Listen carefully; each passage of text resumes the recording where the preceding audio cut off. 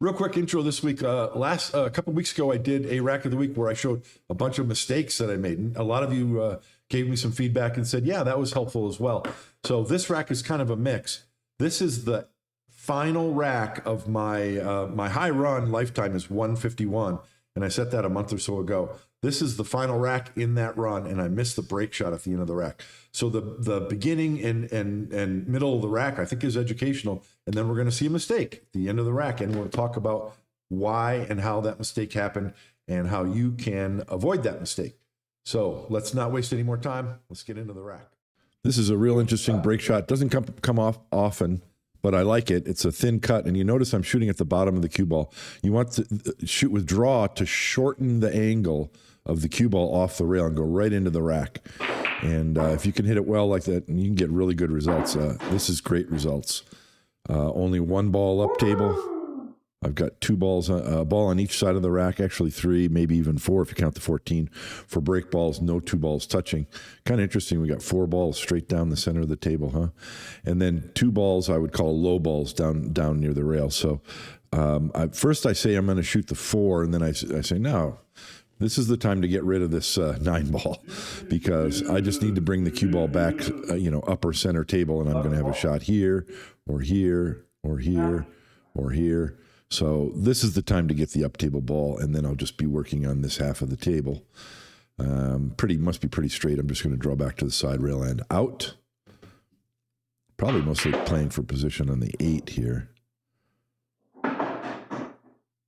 So I have a shot on the 8, but I don't shoot it because the cue ball is going this way.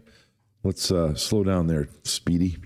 Off the 8, the cue ball is going this way. So what ball am I playing position for next? I'm going to be running into balls, etc. So for that reason, I don't shoot the 8. A lot of times I might want to leave this 4 ball because you can use it to maneuver later on. And it wouldn't be a bad idea to shoot the 10. That gets you down here on position on these balls to shoot into this pocket. But the 10 is one of my break balls. So I decide to use this ball on the side to get over here for these balls. And we're kind of working outside in, although there really aren't very many outside balls. You could maybe call these 2 balls outside balls. We want to work outside in, but that works. It's almost all already done. So I'm going to shoot the 15 now and then the 1. I think that's real reasonable. And then I kind of look at it, and I'm walking around deciding what I want to do here. There's a couple of schools of thought. You can clear areas or zones, and that means you might want to go ahead and clear all 3 of these balls, and then the remainder of your work is up here mid-rack. That's a good idea. There's another school of thought that says, no, leave 1 ball along the bottom rail for maneuvering later on. And I like that school of thought more, I think. And maybe I'm just being prejudiced because it kind of causes me trouble here because, we'll take a look. What the other thing that I'm looking at is you want to look at paths to pockets. So these balls, 7, 15, 10, all have a path to this pocket. These 2 balls, no problem. The 3 ball's a blocker. The 3 is blocking both of these balls to the corner pocket. That doesn't mean I'm going to shoot them in that pocket. I might shoot them somewhere else after a different pocket is cleared, but that's the focus. So if you're looking at running these balls, you're looking at these 2 balls. That's what you want to clear to kind of open up the rack. And the problem is, in order to play position on those balls in this pocket, these balls are in your way. You want to get the cue ball here, and you can't because these are in your way. So what do? You go short side because the 14 and the 3 both go in this pocket, and there's nothing in the way short side. So I look at this for a little bit, and then I finally figured that out. I'm going to use either the 3 now or then the... Oh, okay, I use the 5. So I could use the 13 ball right now to bring the cue ball over here for short side. But I decide to do it with the 5, and part of the reason is I like the 13 as a key ball. Should I end up using the 6 or the 14 as a break shot, you can use the 13 to come 2 rails out here to get on your break shot. So I'm kind of thinking about that. I don't know if that's the wisest decision. Like I said, it's related to, do you want to clear this zone or do you want to leave a ball on the bottom rail? So I'm not going to claim that one is better than the other. This is the reason for this shot. I'm using the 5 to get short side. So depending on where the cue ball lands, if it's down here, I'd probably shoot the 3. It's up here, I'm probably going to shoot the 14. And then I recognize also right now, I've got the angle on the 14 to bump the 7 over, maybe make it into a break ball, and I have the 3 ball back this way. So this just solves the entire rack. Now I'm in the end pattern. Everything's wide open now. Although I kind of made the 7 into a blocker, and I point to that. I said I wanted the 7 here, then it doesn't block the 10. But, you know, we're nitpicking. This is a really good result. So what do you do from here? When I look at this today, a few weeks later after running this, it seems obvious to me. But I've been playing some of the Open Rack Challenge. You can look at my website to see what that's about. There's a really good, easy stop shot pattern here. Near stop shot. 3 ball, 8 ball in the upper corner, 6 ball back this way. Break ball, key ball. Okay. So that's what I see today looking at this. I don't shoot that way. I decide I must have a slight angle and I'm going to come above the 8 ball. Okay. You know, that's preference. Maybe I felt like it was easier to control that than I'd rather not slow roll a ball in and try and get shape up there. This is fine. So you go, and I thought I was doing 8 ball, 8 to 6, but I wasn't. I'm going 8 to 11. Why am I doing that? I kind of disagree with that today as well. It's not a bad idea because the 11 ball is a key ball for both of these balls back in this pocket.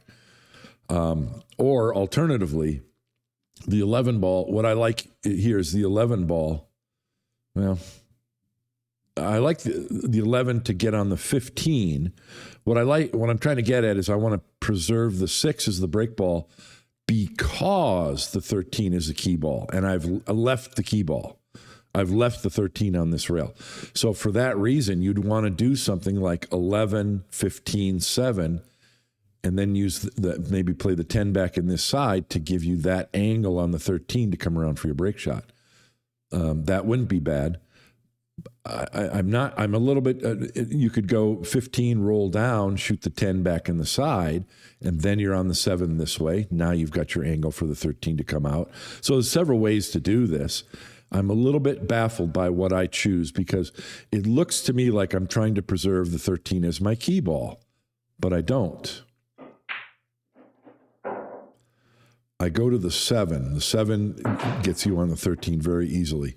But this is where I talk about, the title of this video is Pivot Balls. These are pivot balls. Rack area or balls or just above the rack area, because if you get an angle on the 10 here, you can slide your cue ball this way. You can pivot that way. If you get an angle on the 10 this way, if you get an angle on the 10 this way, you can pivot this way. Balls that are above the rack area or in the rack area, center of table, are your pivot balls used to slide side to side and get position on other balls, whether they're on the rail or lower table or whatever. You can pivot around the table. And I leave them for my end pattern. So I'm right now, because I'm shooting 7-13, I've left these balls as my end pattern, and that's not good. There's no good K2 leading to a key ball here. Those are pivot balls. They're not key balls. So I'm confused by this, and I'm disappointed because I was nearing 150 points and I could have gone higher, but it's kind of because of, see that indecision there? It's because of this mistake that the run didn't continue because I don't get on the break ball well. But look at this shot here. This is a pivot ball. It's not a key ball.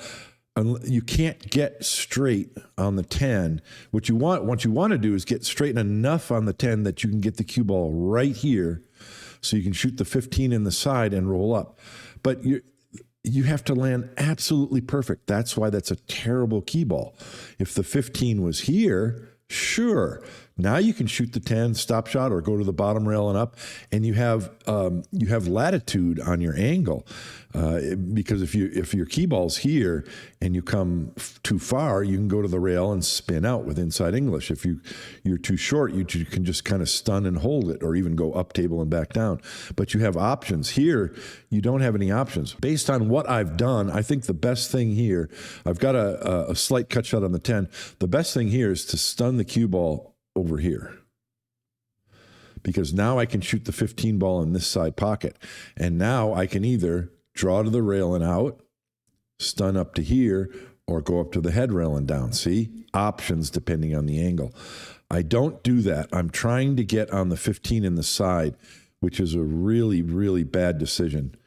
You've just got to land perfect. As a matter of fact, as I look at it now, the best, if you don't want to slide the cue ball over here, the next best thing to do is go straight to the bottom rail and all the way back up here.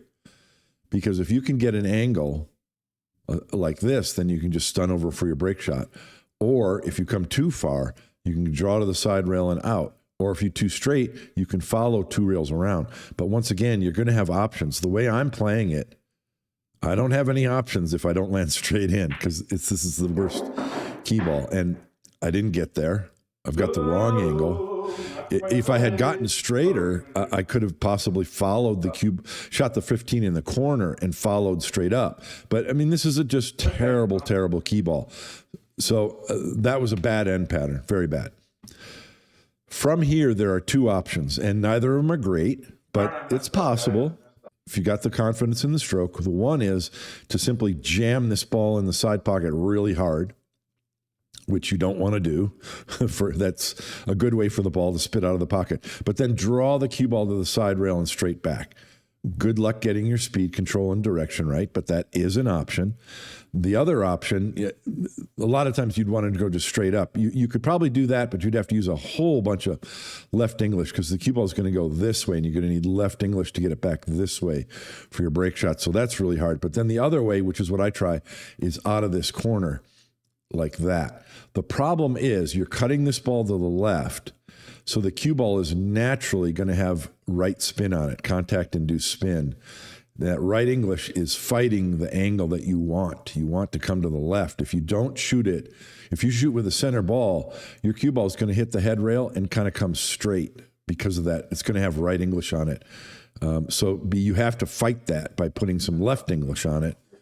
And then it's really hard to judge. You can get too much left English and send the cue ball all the way over here. So terrible, terrible key ball. However, all that said, see, I'm struggling with it in my mind. I know how difficult this is. So I look at it. Yes, I'm going to hit the rail here, and I want to come over here. And I know I've got to put some left English on it. So I actually get a fairly good result out of this, even though this is a really poor key ball. So you can see the left English. A little bit above center, kind of a stun with left. Side rail, head rail. Oh, I hit way low on that side rail too. Now, and I'm a long way from my break ball, but I do have an angle. So this is a legitimate shot. And then this is the error. You know, this isn't an ideal break shot. You'd rather have the cue ball be right here. But I've got an angle. This is a legitimately good shot. You know, I would characterize it this way. I would say if the cue ball was here, you have well above 90%, maybe even above 95% of a chance of getting a good result in the break shot and clearing the table, getting another 14 points. With the cue ball where it is, distance and a slight angle, your chances go down, and I would put it maybe 70 to 80%.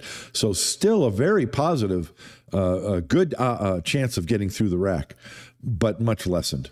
Let's take a look at this error. I think it's going to be pretty obvious what happens. I do everything good in my preparatory. I'm visualizing, stepping into the shot. Watch this. Oh, do you see that? There, see it? That's the second time. And now watch my execution. Oh my God. Yeah, you missed.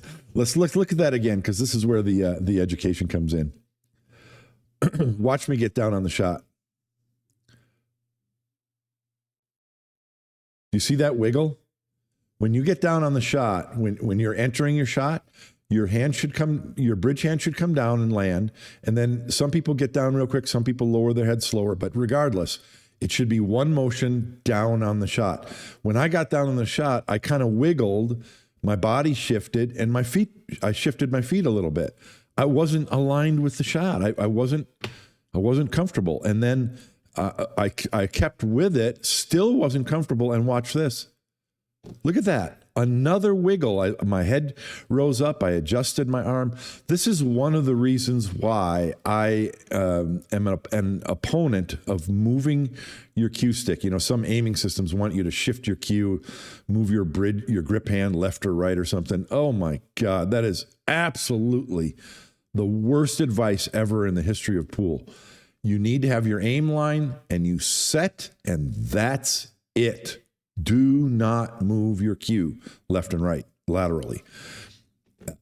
When I did this second waggle just here, what I should have done instead is stood back up in front of the shot with my cue in front of me and started over. Find my aim point again, visualize again, and enter the shot again. That's the reason for the miss. And then watch this.